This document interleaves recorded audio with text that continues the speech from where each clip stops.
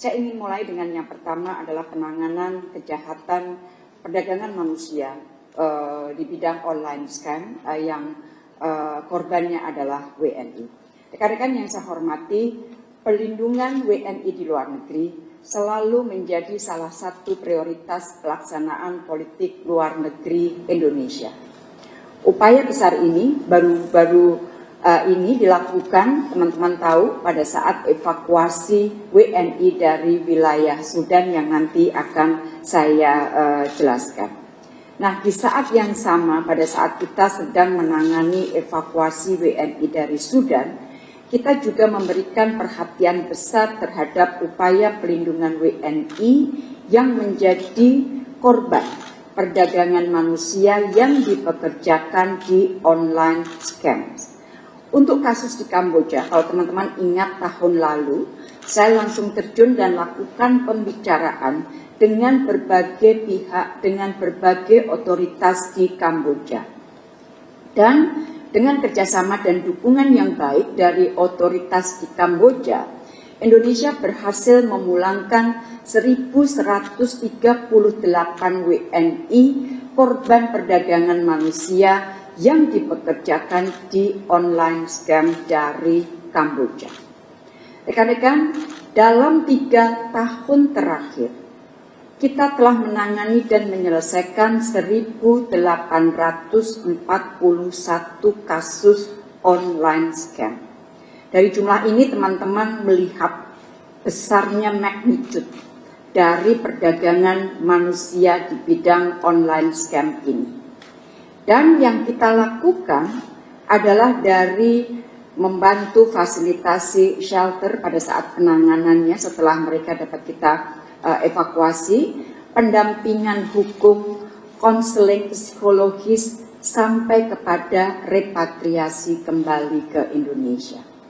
Nah, saat ini pemerintah memberikan perhatian besar dan sedang terus berusaha memberikan perlindungan terhadap WNI yang menjadi korban perdagangan manusia yang dipekerjakan di online scam di Myawaddy, Myanmar. Sebagai gambaran teman-teman, ini hanya untuk memberikan gambaran di mana Myawaddy. Letak Myawaddy 415 km dari Yangon, jauh, kurang lebih 500 km dari Bangkok, jauh, 567 km dari Naypyidaw, jauh, dan 11 km dari Mae Sot. Ini adalah perbatasan Myanmar dan Thailand.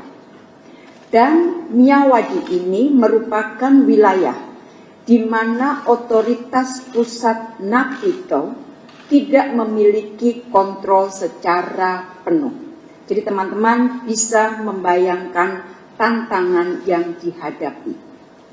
Nah, saat ini pemerintah terus melakukan komunikasi, baik dengan otoritas di Naypyidaw, otoritas di Thailand, otoritas lokal di Myawaddy, dan juga dengan organisasi-organisasi lain seperti IOM dan Regional Support Office dari Bali Proses yang ada di Bangkok. Jadi kita melakukan komunikasi dengan banyak sekali pihak dengan tujuan satu, yaitu memberikan pelindungan kepada WNI dan kemudian dapat mengeluarkan WNI dari wilayah tersebut dengan selamat. Nah, saya ingin memberikan highlight bahwa kasus online scam ini sudah menjadi masalah regional, masalah kawasan dengan korban berasal dari berbagai negara. Untuk korban Indonesia tercatat berada di Myanmar, Kamboja, Thailand, Vietnam, Laos, dan Filipina.